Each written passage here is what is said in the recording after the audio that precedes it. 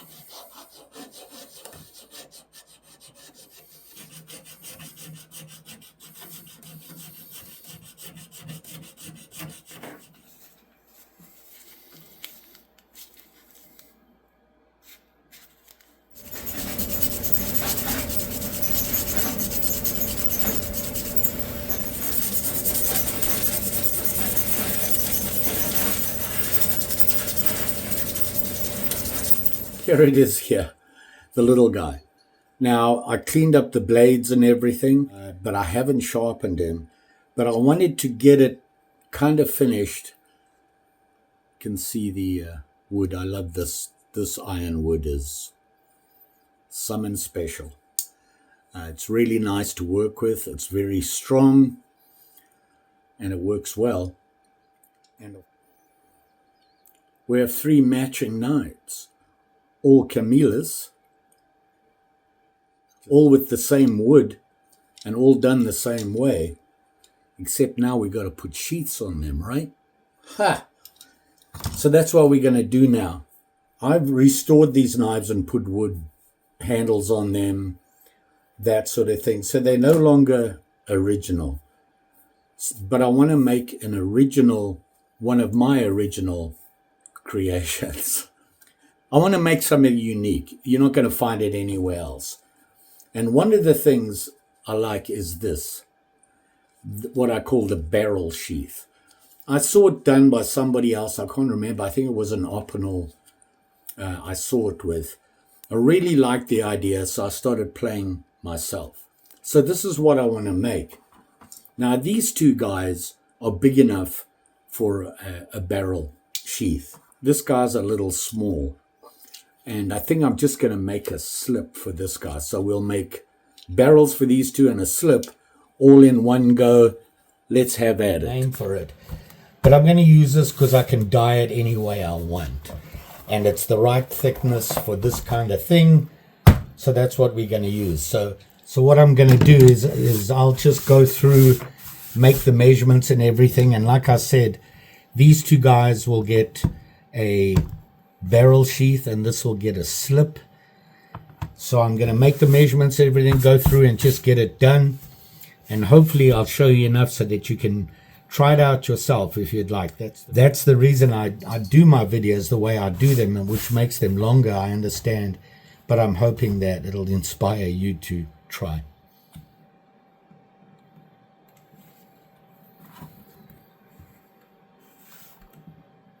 I'm going to try this guy because I don't have a fresh blade. I want to see if this will work.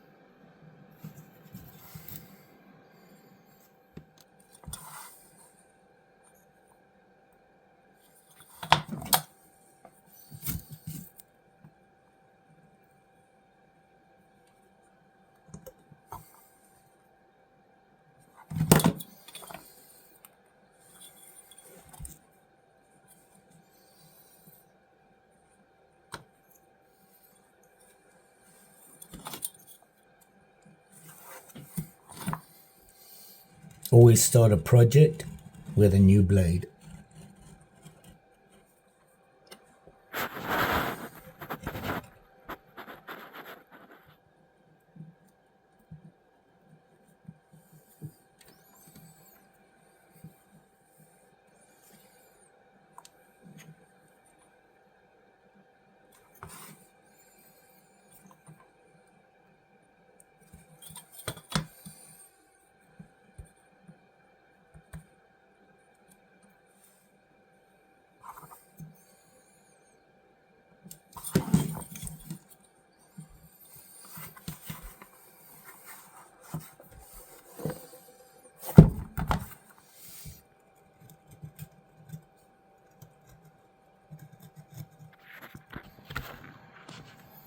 So here you can see I've cut them to size.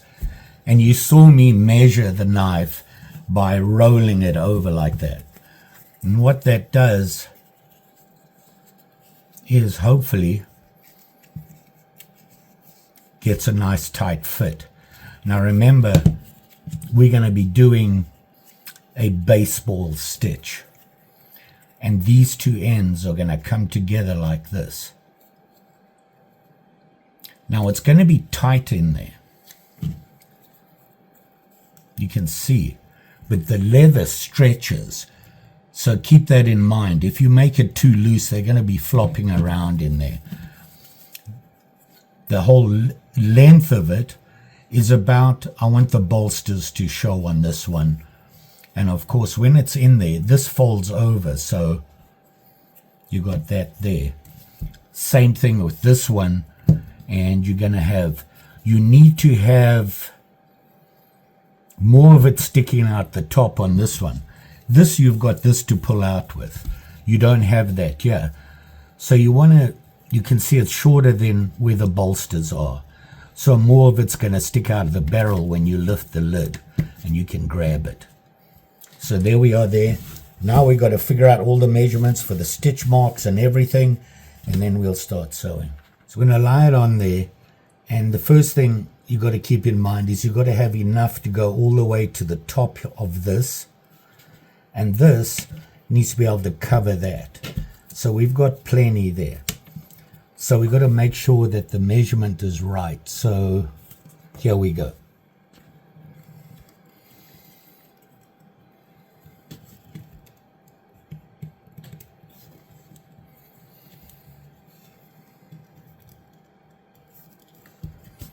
So right there is where we want it.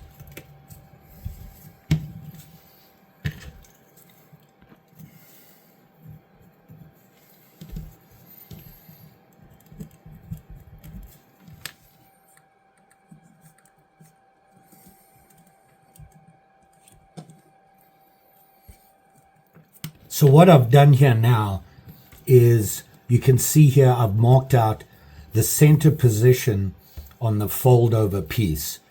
The reason is that when we stitch this together, where the stitch line is where it's going to go like that. So I need to know where the center is on these. Then I marked the stitch lines here on both of them so that I can do my baseball stitch. Once we have that done, then we're going to have punched holes in here. We can put these on and stitch them together. I marked a spot here on this strap where it folds over like that because I want to put my stamp right there. So I want to do that now.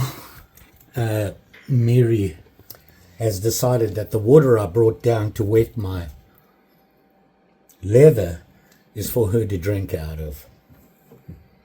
What do you do? It's what I deal with all the time. Don't drink it all. I need some. Okay, here you can see I marked and punched all the holes. Let me explain them to you. On this one I have two there, two there, and there and there, and I have 4 across here.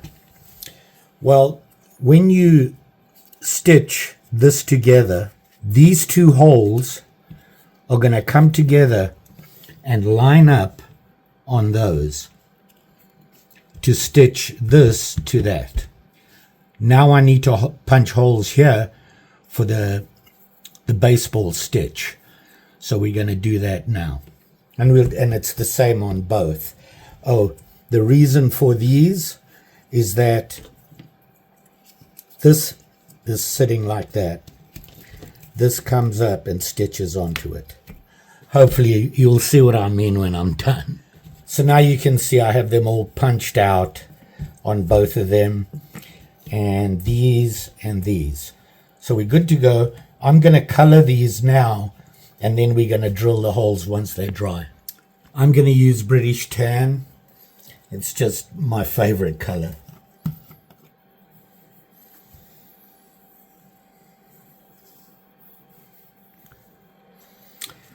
So while these dry, I'm going to work on the slip for the little guy. So here we have the slip. Basically just a flat piece like this. It's going to fold over and hold the knife. You want to make it as tight as possible because once again you're going to have stretch on the leather. You also want a piece here that you can work with to put a a little lanyard in there. I like to put a lanyard hole, a little piece of leather and something on it, just to make it easier to pull out of your pocket. So you want enough knife showing so it's easy to grip to pull out of the pocket. Right about there. So I'm just going to mark that quickly. So the knife sits in like that.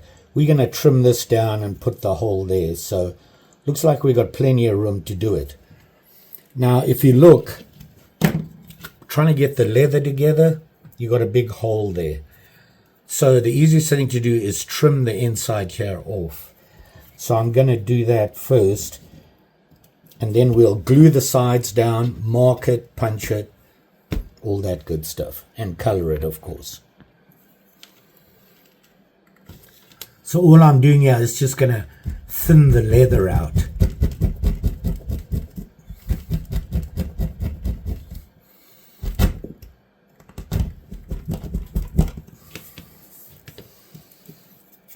So now I can close it down tight. So now I'm just going to use some tear mender, and I'm going to glue the edges down here, get them nice and tight, then we'll measure and punch out the markings where we want to drill. But before I do that, I'm thinking I am going to want to angle this top piece a little bit more to give more access to the knife. So I'm going to do that by just trimming a piece off here. Just like that. So now you have a little bit more access to the knife. This will be trimmed up that way. This tear mender works really quickly. It's kind of a rubberized glue, so you want to get it on here.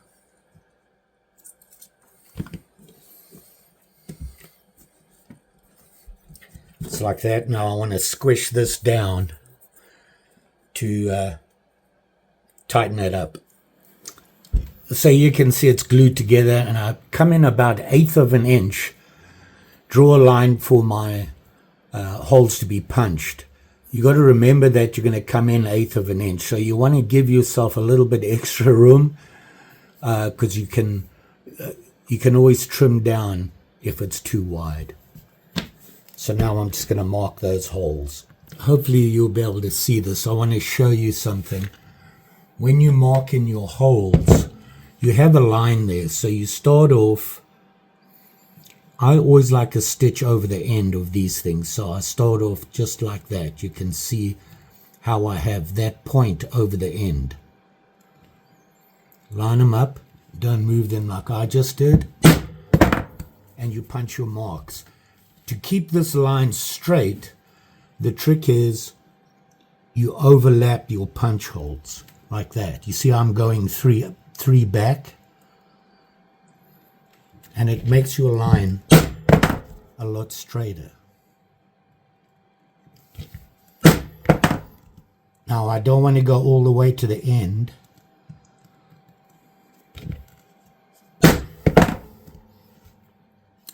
Just need one more punch hole there. It's like that. Same thing on this side. So now I've got my stitch marks done.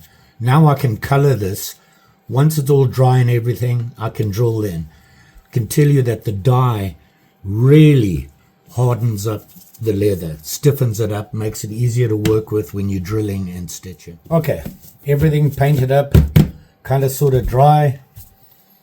Now we're going to drill the holes. Now I use a Dremel, this guy here. The main reason is that it's level, it's perpendicular exactly. When I punch holes by hand, I can never get them straight. This really helps me. If you don't have one, you have to do it by hand. You really got to make sure you keep everything straight. So I'm going to go ahead and start drilling. Now remember I said I like to stitch over this here because it holds the top in nicely. So I have to drill there and there. You need a hole outside of the top cover.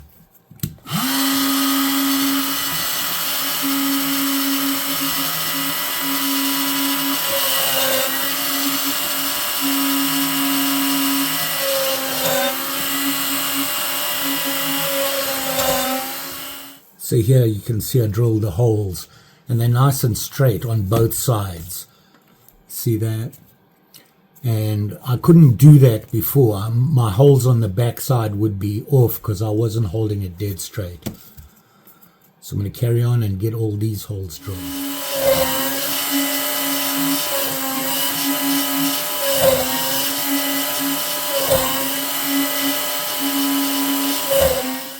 Okay, so we got all the holes drilled. Now it's time to sew. This one requires a saddle stitch. This one requires both a saddle stitch and the baseball stitch. I'm going to start with this guy and get him done. The wax thread I'm using is this. I just chose this color. It's a little bit lighter, but I like the color to go with it. And of course I have my blunt needles. And we got to get the thread going. This is a saddle stitch, so 7 times the length you want to do. It'll give you a little bit of spare left over, but rather too much than too little. And when you do a saddle stitch, you need 2 needles. So you want to get them threaded. The way I do it, I've showed you this before, is just go through, come back and poke back into it. Just holds the thread on there and it doesn't pull out as you're stitching. Pull it back like that and just have it like that. When you do a saddle stitch, you're going to want, or any stitching, you're going to want a third hand. And this is what I use. It's just a vise that came with my Dremel stuff. And you just want to put this in. It just helps hold it there. You don't have to tighten it too tight. You just want to hold it. So when pull out, your other hands are free. I always start off by pulling it through. Make sure they're even, but I like to put a one around here.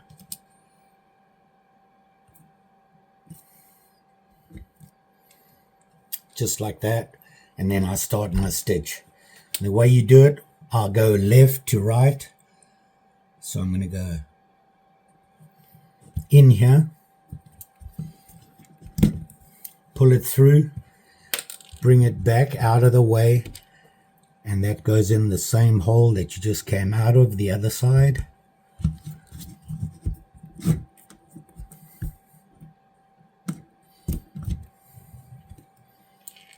Just like that.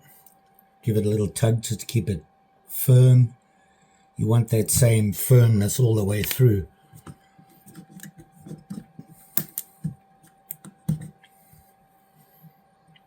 Pull it back. This one goes back in that hole.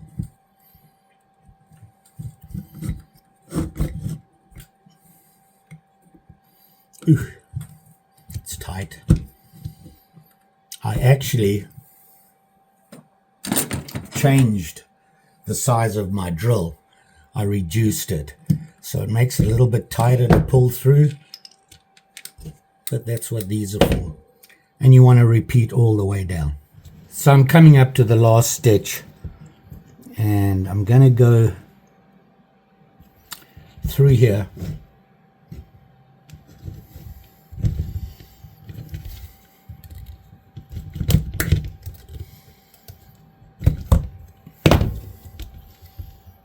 Like that, but then I'm going to come over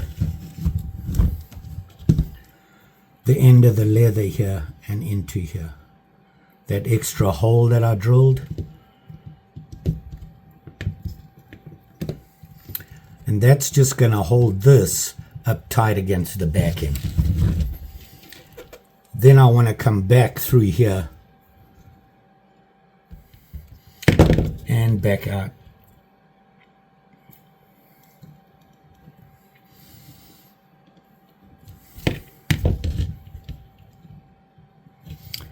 That it gets tight because I made that hole smaller. So now I have them coming out of the back side, and I'm going to cut them off and burn them down.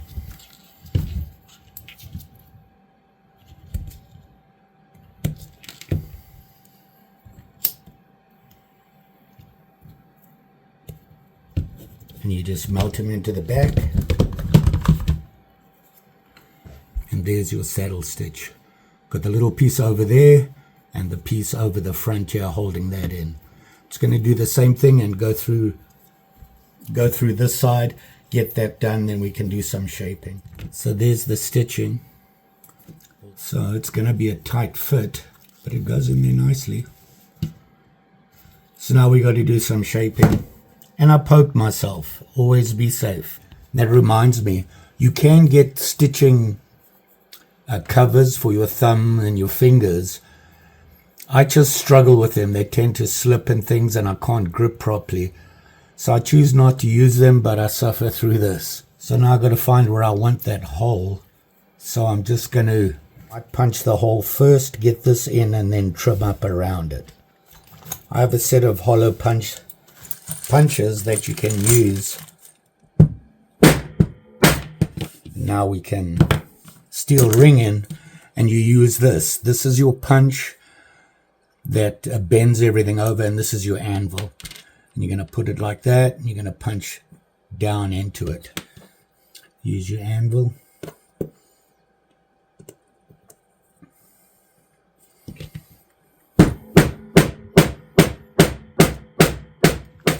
So now I want to round this off and trim this up there. So we're going to have an angle up there. And you want this distance here to be consistent. So to do that, you want to be about the same distance apart. Cut a little triangle.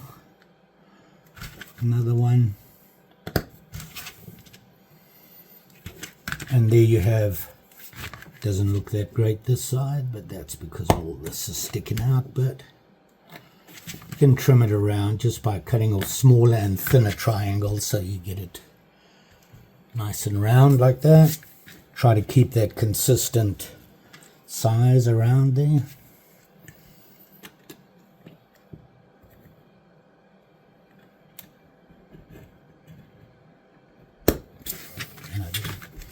And you want to clean off, obviously.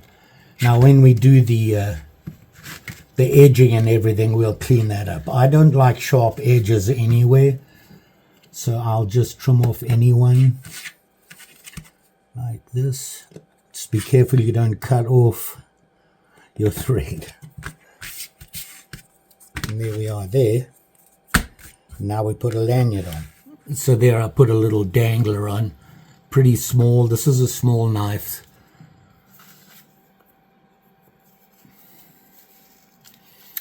And it goes in like that. Now I just need to clean up the edges quickly.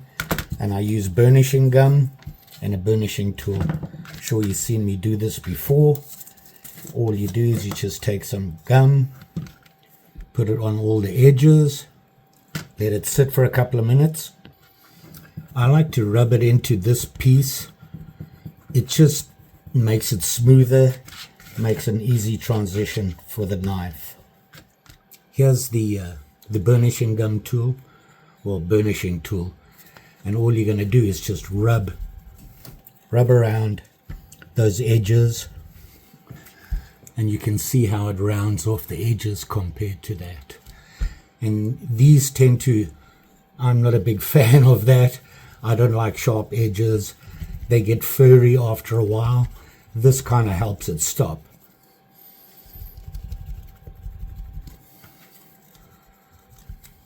And there you have it, all nice and cleaned up. The knife, nice and snug.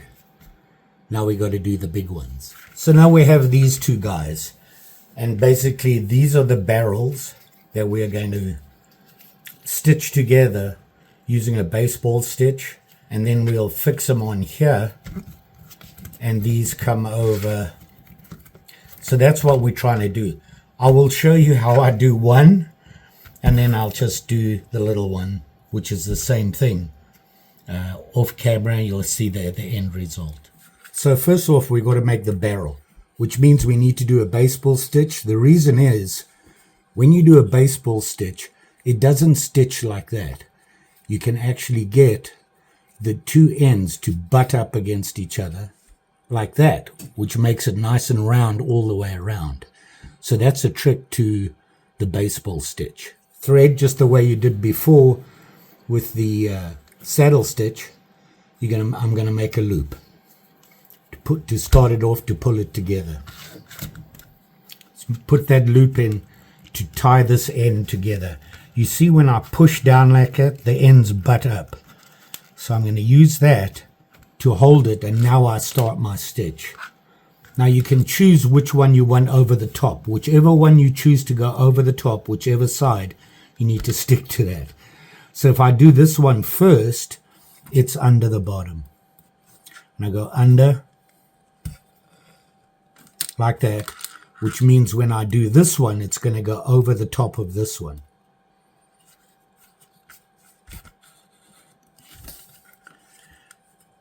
Push down and pull them together. You can see it butted up. You want to make sure this stitch doesn't get caught up on the leather, because you want it to be consistent in the way it goes over. Okay, so you go one over the top, one over the bottom. So this one's always underneath. So I'm going to go under again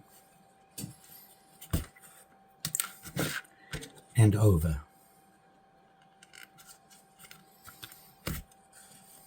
This one goes under.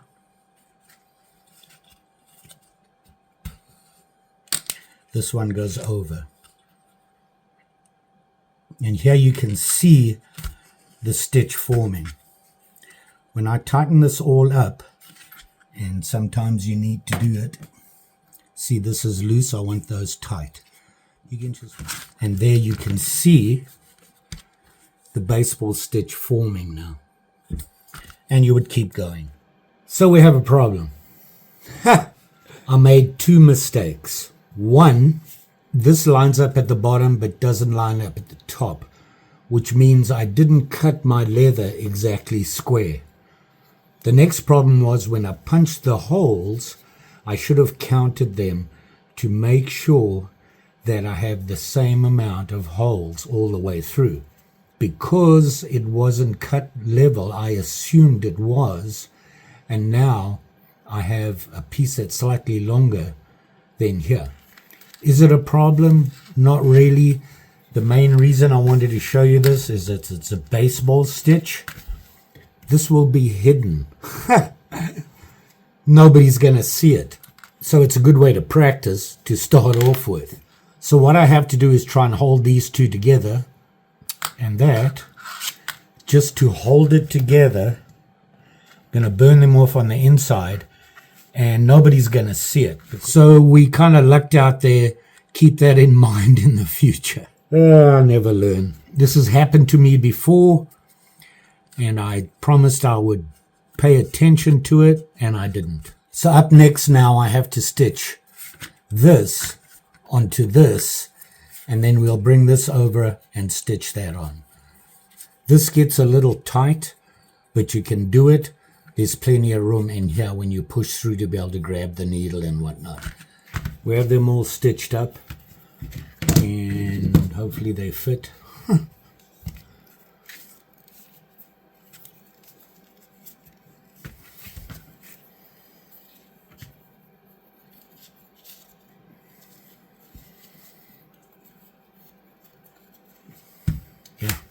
So now we got to put snaps on here.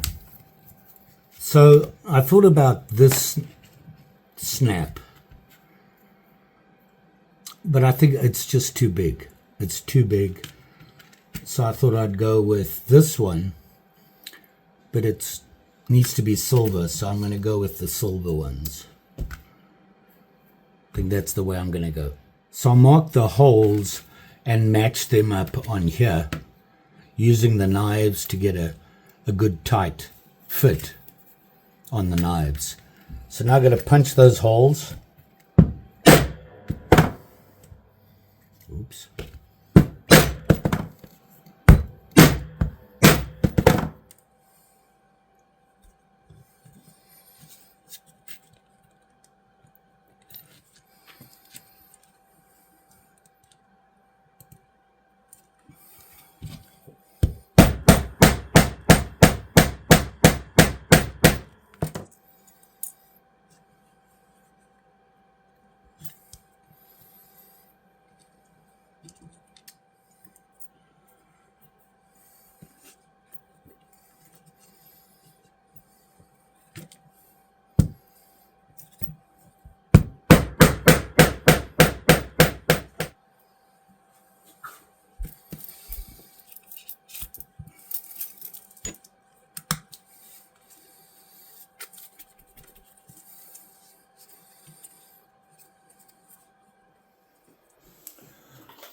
So there you are, campers.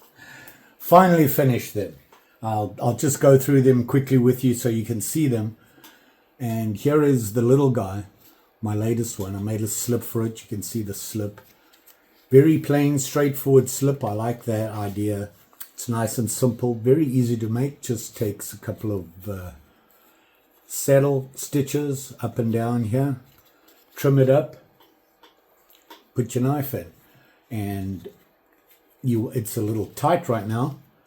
But over time, it'll loosen up because the leather will stretch. And you can see I put a little steel bead on there. Well, actually, it's 3. 3 beads on there.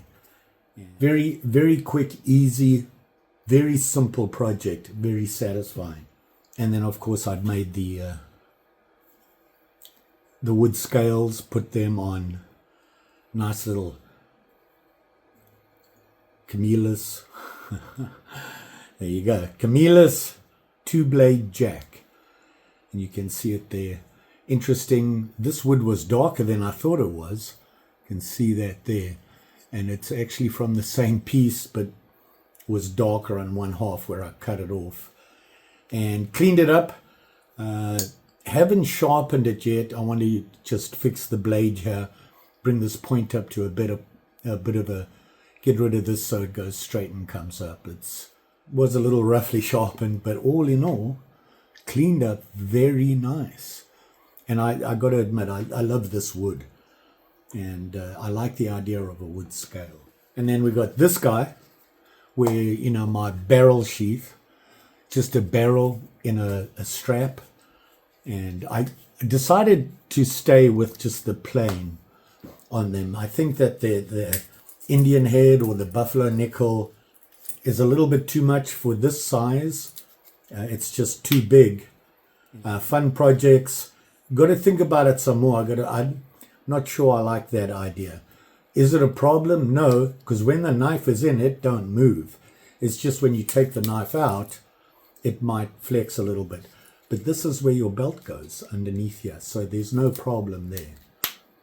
And of course, this guy, which is a bigger version of that little 2-blade jack.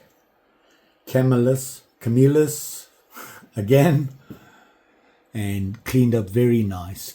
These knives were in pretty good condition when I got them. When I say good condition, they're rusty and a little scratched up.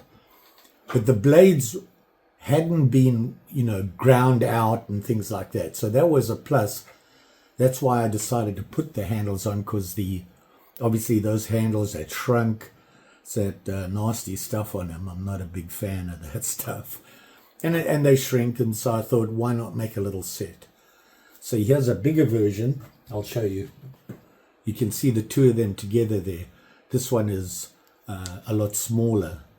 If I hold them together here for you, you can see slight difference. This is a drop point, kind of spear pointish, and this one has the clip on it, but they have the 2 pen blades on them, and this one's a little smaller, thinner. Nice little pocket knives. And then there was this guy, which probably one of my favorite knives. Now I put my logo on here, but where I placed it is a little off. If it had been a little lower, it would have come out better. You could actually read the second chance on there. It would have been nice as lower. I thought about putting it here, which is probably where a better place for it to be.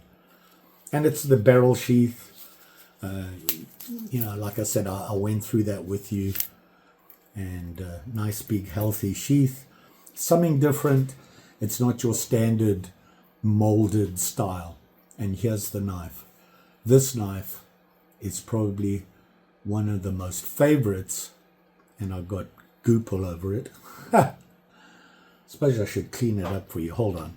Sorry, I should have cleaned it before showing it to you. It cleaned up really well. And, once again, pretty good condition when I got it. The blades, they were really rusty, needed to be cleaned up. And, of course, the scales were horrible. Same as your ones, had that black scale on it. I'm not sure what it is. But yeah, you can see that wood really brings them out nicely. It's a good look, I think, for a camper, that sort of thing. And I thought it would be a good idea. Put them all together like that, and they make a nice little set. They all match nicely. I'll keep a lookout, see if there's any other that come up the same way. I need to look them up and see if there are any more like this, maybe different styles, different blades, the sheaths and stuff. I love this project. I love doing this stuff. And when they turn out well, you know, it's very rewarding. As you saw from the video, all it takes is a little bit of elbow grease and patience, and you don't need a lot of tools. Like I said, the most I spent was $118 for that Dremel setup on the press, which was the best money I've ever spent. Killed me to spend that much money, but hey, it improved my leathering 100%. My stitching totally different now. So much more consistent on the stitch. You will be safe out there, especially when you're doing this stuff. I mean, you saw I poked my finger stitching, of all things. And I have blunt stitch needles, and, you know, having to push a little bit harder, and beep, came through, and it just got me enough. And of course, you know, with my medications, I bleed easily, so I got a Band-Aid on it just to, you don't want blood everywhere. Nobody likes that. The smallest thing, if you're not paying attention, and there you are. Just saying. Don't forget, like, share, subscribe. You know the story. Pretty sure I'll be back. I got a lot of projects to do. I want to try some things with the knives, like Imperial or Colonial. They have those single blade, I want to say, jacks with a long sweeping clip on it. And they have that plastic, very thin stuff on it for the scales, which break and come apart. And now I've got a couple of them that don't have anything on them. I'm going to experiment a little bit, so we'll see how that goes.